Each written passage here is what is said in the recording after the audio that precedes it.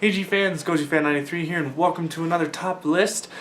This video I will be doing my top 5 things that 2014 did right. So my last two videos of the top 10, top 5 series was the top 5 things that Godzilla 1998 did right and wrong. So now I will be tackling what 2014 did right and wrong. So in this video I will be basically relishing and loving this 2014 film for what it did. And yeah, and I got my list right here, so let's get on with it.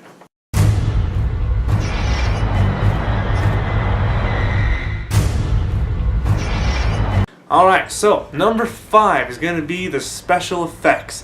The special effects in Godzilla 2014 were just amazing. I mean, this was the biggest thing that I was worried about. I feel like a lot of Godzilla fans were worried about this, you know, obviously knowing that Godzilla 2014 was going to be all CGI, it wasn't going to be a guy in a rubber suit, and there's my dog right there.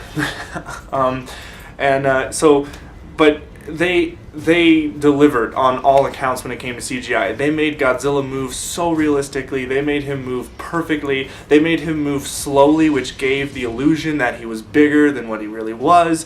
That's something that 1998 did not have, was making him move slow, and that's the old Toho style of making monsters seem bigger than they are, was making them by slowing down the footage. So they just made him perfectly the movement speed of him was perfect, and just the detail in his skin and like when Godzilla moved, like you saw his skin just move along with it, and just perfect. It just looks so real, and it was really awesome. Especially like if you guys get it on Blu-ray and stuff, and you watch the movie and you see like Godzilla's eyes and stuff. I mean, he has really small eyes in this one, but when you see them, it's so cool. And also when they did the mutos look amazing, and also just the scenery, the backdrops, because I know a lot of what was really cool though is that there were a lot of practical sets. There, inside the Muto hive, there was a lot of that was practical set. That was all there, an actual set, so that when Aaron Taylor Johnson and his team went in there to go take out the Muto hive,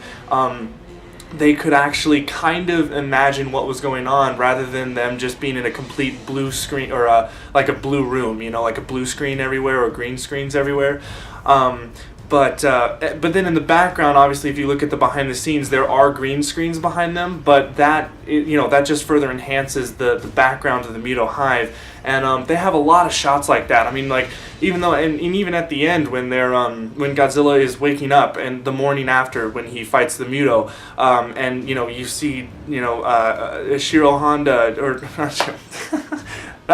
when you see Dr. Serizawa, his name has a Shiro in it, that's why I said a Shiro Honda, but when you see Dr. Serizawa looking at Godzilla, and Godzilla's waking up like that, you see the characters in the foreground, and you see Godzilla in the background, but like all of that was just so realistic looking. It was just fantastic. So the special effects in this movie were top notch. Alright, so the fourth thing that I think this film did right was the soundtrack. Now, a lot of Godzilla fans, including myself, were concerned, just as we are for the special effects, as well with the soundtrack. Now, sadly, Akira Ifukube is not with us anymore, so he couldn't do the music, and also it wasn't going to be by a Japanese orchestra. It was going to be by more American. Well, I mean, it wasn't actually an American, but Alexander Desplat, I believe that's his name. I probably butchered his name, but he was the composer for this one, and I don't know much about him. I don't know his background or anything like that, so just put in the comments below like so you can let people know what his background was. But he did a phenomenal job. I think he gave the movie a character, and like when you listen to the theme song, the dun dun dun dun dun dun dun dun, it just gets the movie going. You get pumped up. I remember seeing it in the theaters when Aaron Taylor Johnson is running from the mother Muto, and she's just like, she sees, she like all of a sudden knows that they're going to set off the nuke or whatever. She like, because she knows the radiation or whatever, blah blah blah. And then just the music of that intense scene when the female Muto is charging after Aaron Taylor Johnson's character. It's just like, I mean, the music is really good. I've listened to the soundtrack many times, just the soundtrack alone, and it's really top notch. So I feel like Akira Ifukube would like this soundtrack. Alright, the third thing that I really think that this film did right was the atmosphere. They they definitely nailed atmosphere. This is not a campy Godzilla movie. This is not a cheesy Godzilla movie. This is not a fun, family-loving kind of movie like 1998 was. 1998 was campy and cheesy in the kind of sci-fi B-movie way. This film is completely realistic, dark, gritty. There was probably, one time where there was like a joke or something, but other than that, there was no comedy in this movie whatsoever. There was no cheese. There was nothing. Maybe there was a bit of cheese when, I would say it was not intended cheese. I'm talking about, like, scenes that were meant to be cheesy. I understand that a lot of audiences, like, especially when I went to see this in theaters, a lot of audiences laughed when Dr. Serizawa, like, turned around and said, "Gojira," and then, a lot of people laughed. That was unintended cheese. But the atmosphere of this movie is just the dark tone of it. There was not a lot of color in this movie, which I can kind of see a lot of people not really liking. But I was all right with it. I was fine that there wasn't a lot of color with it. Hell, we have Pacific Rim for that. Pacific Rim had a buttload of colors. But this film, it needed that color tone. It needed to be that dark and gritty style because it reminds you of the original Godzilla movie where it was black and white and it was dark and gritty back then. So this is a perfect atmosphere to match what the original did, and I loved it. Alright, the second thing that this movie did right was introduce new kaiju, the Mutos. The female Muto and the male Muto, or Hawk Muto and Muto, however their names are. These two new kaiju are just amazing, fantastic. I love these characters. I think, Legendary really nailed it to get, not completely original because they definitely take inspiration from other monsters, which is what Gareth Edwards said in the first place. Gareth stated that these Muto were created by inspirations from other monsters. Whether it was from, like, obviously Cloverfield. I bet that Cloverfield was a huge inspiration because of just the arms and just the way the Muto's form was. I can see a little bit of, like, I don't know why, but I can see a little bit of Gigan in him. I don't know why. I just think of Gigan sometimes when I think of the Mutos, just in, like, the design on the face, the beak, or something like that. I don't know. But what they were, the color scheme, their roar. Their roar is freaking awesome. I love it. It's so cool sounding.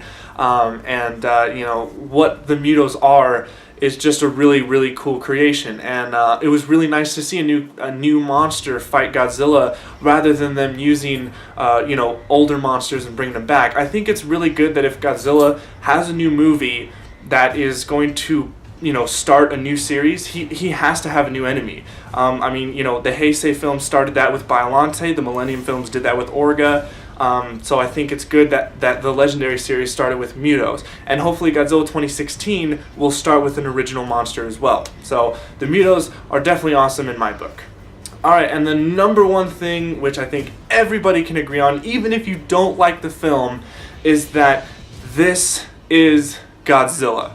This is the king of the monsters. What you see on screen, this is the Japanese Godzilla. This is the metaphorical atomic bomb, putting a mirror to humanity. Like, this is what Godzilla is supposed to be. Destruction. He does not give a shit about anything except for, showing humans that we're wrong, but he doesn't know we're around. He thinks we're just ants. He doesn't really notice us. And he's just trying to protect. He's kind of a little bit of an Earth protect. Obviously in Godzilla Unleashed, he's classified under the Earth Defenders, but it's kind of like a different Earth Defender than like Mothra. Mothra, Gamera, and Ultraman are kind of like, we're here to protect humans. Well, more along Ultraman, and I would say like Gamera in a way, maybe. Mothra's a little bit more of the natural Earth, which I think is more along what Godzilla is. Godzilla's just trying to protect his home. He's an animal trying to protect his home and all that. And they changed up Godzilla's origins a little bit. He's still created by the nuclear bomb, or he's still enhanced by the nuclear bomb, but he was actually around way before anything, like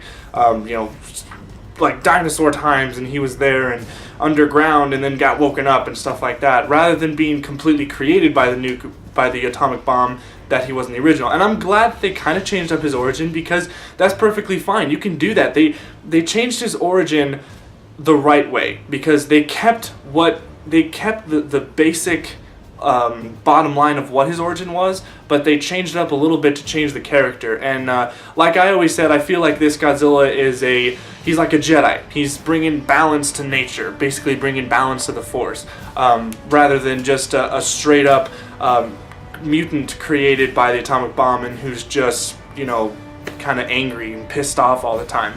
Godzilla's a little bit of an anti-hero in this one, which is perfectly fine because my favorite series is the Heisei series, and that's what Godzilla was in every one of those films. He was an anti-hero, except for 1984. Not an anti-hero in that one, but I mean, this movie nailed it. Like, Gareth Edwards knows, he respected what Toho created, and Toho, you know, they love the film. They feel that we got it right this time. So this movie nailed it, got the goal with, yes, this is a Godzilla movie, and also I feel the biggest thing that this film did right, this is kind of like an honorable mention, is that this film made Godzilla popular. It showed that Godzilla still has steam. I mean, guys, ever since this movie has come out, Godzilla has been everywhere. There's been news and the game coming out and the figures, the merchandise, people know what Godzilla is now. I can go outside, go to public spaces with a Godzilla shirt on, and people will look at it and go, oh yeah, that's Godzilla, cool. They won't look at me and go, oh, it's Godzilla. No, like, people are actually, like, they get it now. It's awesome. So that's what this film did right. Those are my 5 things of what this film did right. So I hope you guys enjoyed.